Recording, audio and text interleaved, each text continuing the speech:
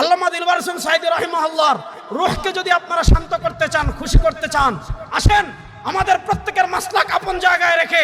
আমাদের প্রত্যেকের মানহাজ আপন জায়গায় রেখে, আমাদের প্রত্যেকের আকীদা আপন জায়গায় রেখে, বাংলাদেশে যারা খুনের রাজনীতি করে, বাংলাদেশে যারা চাঁদাবাজের রাজনীতি করে, বাংলাদেশে যারা দুর্নীতির রাজনীতি করে, যারা এক ভাই আরেক ভাইকে হত্যা করে ফেলে, ওই খুনি চাঁদাবাজ টেন্ডারবাজদের রাজনীতিকে কবর দিয়ে ইসলামকে বাংলাদেশের সংসদে নেওয়ার জন্য